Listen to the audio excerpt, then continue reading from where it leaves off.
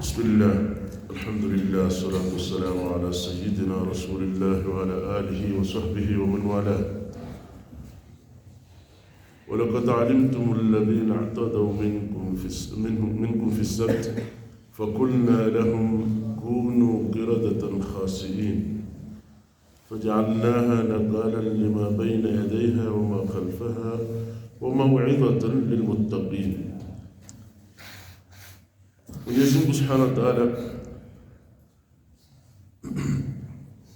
azungumzia watu katika Banu Israila wakati wa Nabiullahi Daud alayhi salatu wassalam.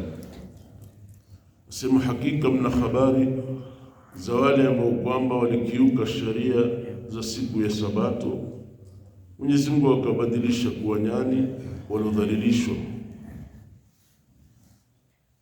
Habari kama hizi yamezitaja Mwenyezi Mungu kwa urefu katika suratul Araf toka aya 163 mpaka 66 au 7, akiwazungumzia kundi la watu. Mayahudi walikuwa mara nyingi wakimuuliza Bwana Mtume sallallahu alaihi wasallam maswali mengi, kama anavyoeleza Imam an-Nasai katika hadithi. Walikusanyika viongozi wa Kiyahudi baadhi wakienda kwa Bwana Mtume sallallahu alaihi wasallam, wakamuuliza masala, tupe je sheria 9 amri ziko vipi? Bwana Mtume sallallahu alaihi wasallam akaanza kuhesabia moja baada ya moja. Msimshirikishe Mwenyezi Mungu kwa kitu, msifanye wizi, alla tushriku billahi shay'an wala tusriku wala tasnu, msimshirikishe Mwenyezi Mungu, msiibe, msizini,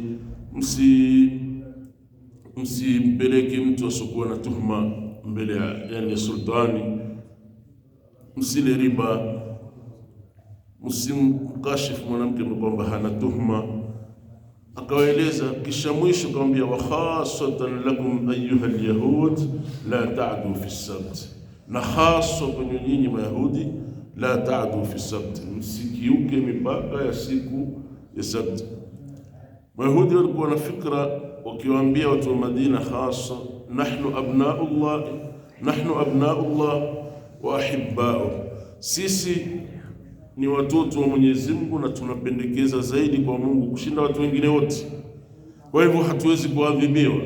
Mpaka wakimwambia Bwana Mtume sallallahu alaihi wasallam, hakuna adhabu nyingine tutakayopewa sisi ila ile waliopewa wale walioabudu ng'ombe wakati wa kutoka Masri. Mayahudi wakijitakidi kuwa hawataadhibiwa, na Mwenyezi Mungu Subhanahu wa Ta'ala akamwambia Bwana Mtume sallallahu alaihi wasallam, kwa sababu kisa hiki walikuwa wamekificha Mayahudi, ambia was'alhum, kama ilivyo katika surat al-Araf, was'alhum anil qaryati allati kanat hadirat al-bahr, was'alhum anil qaryati allati kanat hadirat al-bahr idh ta'duna fi sabtihim yatuhum hitanihim shur'an wa yawma la yasbituna la ta'tihim. Waeleze habari ya mji ambao kwamba ulikuwa karibu na bahari.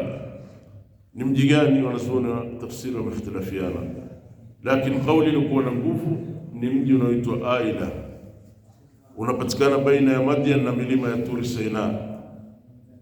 Mji huu uko katika ufuo wa bahari ya Shamu, wengine wasema uko katika ufuo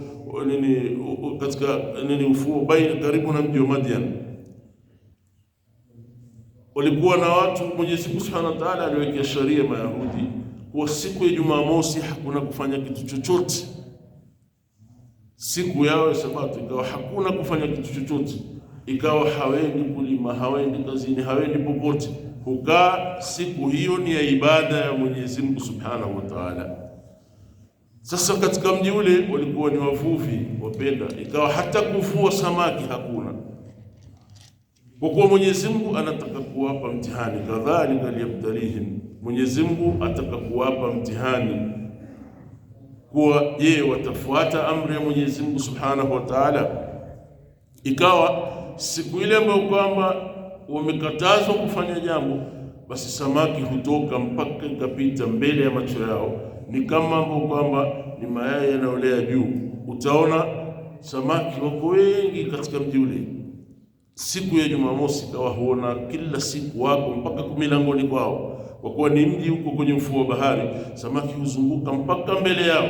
Ikawa wanadhiki Mayahudi, kwa nini siku ambayo kwamba tumeharamishiwa sisi kuvua, samaki wako wengi, na siku ambayo kwamba hatujaharamishiwa huenda wakatafuta hata mmoja haonekani, wakaingia na nyavu zao na nini, lakini hawawezi kuvua hata mmoja. Likawakera hili jambo. Akaanza mmoja wao akatoka siku ambayo kwamba ni Ijumaa usiku, akenda akatengeza mitego yake vizuri, akaipanga. Yale maji yakija kwa wingi na samaki yakawa yanaingia sehemu moja, kisha amezuia maji kutoka, samaki wakawa wanabaki. Kisha akakaa, hana kitu atafanya. Jumamosi nzima itapita, kisha Jumapili ndo atakwenda atachukua wale samaki, akiwauza, akipeleka, kisha husema wakijidanganya, hatujavua siku ya Jumamosi, tumevua siku ya Jumapili. Ikawa huendelea kwa muda wakifanya. Kisha kuna mmoja akajitokeza, akaona mbona dhiki, akawa hufanya kwa siri. Akienda siku ya Jumamosi achukua samaki, kisha akiipika siku ile ile, yani kufanya watu wakasikia katika mji, mbona tunasikia harufu ya samaki na sisi tumekatazwa? Ikawa ikiwa hakuadhibiwa huyu, basi hakuna kitu tutafanya.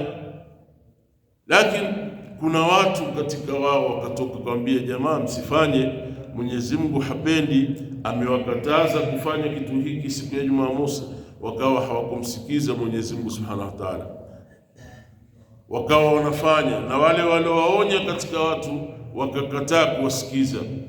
Bal kukatokea kundi lingine likiwaambia, lima ta'idhuna, waqala ta'ifatan minhum, kuna watu katika wao wakasema, lima ta'idhuna qauman illahu muhlikuhum au mu'adhibuhum adhaban shadid, mbona nyinyi mnajisumbua? Hawa kama wanafanya, Mwenyezi Mungu atawapa adhabu, atawaangamiza. Kwa nini nyinyi mjisumbue na wao? Acheni. Wale wakasema, kule kuwaonya kwetu na kuwakataza, ma'dhiratun min Allah, tutaka udhuru tu kwa Mwenyezi Mungu Subhanahu wa Ta'ala, kwa sisi hatukushikana na wao katika kukhalifu amri ya Mwenyezi Mungu Subhanahu wa Ta'ala. Ni maadhira, tunatafuta udhuru kutoka kwa Mwenyezi Mungu Subhanahu wa Ta'ala kwa sisi hatuko pamoja na hawa. Wakawa wanawakataza hivyo hivyo kila siku wakiendelea. Hawa wengine wamenyamaza na wale wanaendelea na shughuli zao. Walipoona dhiki za hawa zimezidi, wakagawanya mji mara mbili. Wale wanaotaka kuvua wakae upande huu waendelee, na wale wasitaka wakae upande mwingine. Wale wasitaka wakakaa wakaendelea na ibada zao, hao wengine wakakaa katika mji wao wakiendelea kuvua na kufanya uhalifu siku ambayo kwamba Mwenyezi Mungu kawakataza. Wakaendelea siku katika masiku, wakiinuka wale wasema, mbona hawa hawajatoka katika mji wao, hawaonekani? Akapanda mmoja ule ukuta uliokuwa umejengwa baina yao, akiangalia mji mzima umebadilika, umekuwa ni nyani, na wengine umebadilika kuwa ni khinzir, kama ilivyokuja aya katika suratul Nisa. Mwenyezi Mungu Subhanahu wa Ta'ala aliwabadilisha, wengine wakawa ni nyani, wengine wakawa ni khinzir. Akawa hawakuwatambua ni kina nani. Wameona nyani ni nguruwe zinazunguka, lakini hawakutambua ni kina nani. Wakavuka, wakafungua mlango upande wa pili. Walipofungua mlango upande wa pili, wakaulizana, ni kina nani hawa? Wale nyani ambao kwamba wamegeuzwa, wakawatambua jamaa zao upande huu ambao kwamba walikuwa wakiwakataza. Wakaja kila mmoja akimkumbatia mwenzake, akiwakumbatia watu wake, akiwaangalia, je, hatukuwakataza nyinyi kufanya? Ikawa hawawezi kujibu, hutikisa vichwa vyao tu wakisema, naam, kweli mlitukataza, lakini hatukuwa ni wenye kufuata kama mlivyotukataza. Ikawa hali kama ile, kama wanavyosema mufassirina, kwa siku tatu, au anavyosema Muqatil bin Sulaimani katika tafsiri yake, walikaa siku 7 tu, wiki moja tu. Baada ya siku ya 8 wote wakafa. Kwa hadithi ya Bwana Mtume sallallahu alaihi wasallam, Mwenyezi Mungu Subhanahu wa Ta'ala akiwagharikisha watu ama akiwaadhibu, basi habakishi katika kizazi chao, huwa anamaliza wakawanini wale waovu wakamalizika wote. Falamma nasu ma dhukiru bihi, kama anavyosema Mwenyezi Mungu katika sura Al-A'raf, anjayna alladhina amanu, wale waumini waliokolewa wakaondoshwa, wa akhadna alladhina dhalamu bi'adhabin ba'isin bima kanu yafsukun, wale waovu wakashikwa na adhabu kali kwa uovu waliokuwa nao. Wote walibadilishwa wakawa ni matumbiri na nyani, wote wakabadilishwa wakakaa katika hali ile kwa siku 3 tu, kwa mujibu wa kauli moja riwaya kwa Mtume sallallahu, kwa siku 3 peke yake, kuwa baada ya siku 3 wote waliangamia, na mujibu wa kauli nyingine kuwa waliangamizwa baada ya wiki. Kwa hivyo hakuna alobakia katika, na kulikuwa na nyani na nguruwe kabla ya wao. Hawa walifanywa kuwa ni adhabu tu, na Bwana Mtume sallallahu alaihi wasallam akaelezwa habari hii na Mwenyezi Mungu Subhanahu wa Ta'ala, kwa sababu ya kuwaonyesha kuwa Banu Israila hawana ukubwa ama umuhimu zaidi ya Bwana Mtume sallallahu alaihi wasallam, kama walivyokuwa wakijionyesha kuwa wao ni ahibbaullah, ni vipenzi vya Mwenyezi Mungu, hawezi kuadhibiwa. Bwana Mtume sallallahu alaihi wasallam akapewa habari hii kwa kuwa walikuwa wameficha Mayahudi, hawana habari. Ndio Mwenyezi Mungu anambia wasalhum, waulize mbona habari hii hawajaitoa, kama kweli wao ni vipenzi vya Mwenyezi Mungu Subhanahu wa Ta'ala.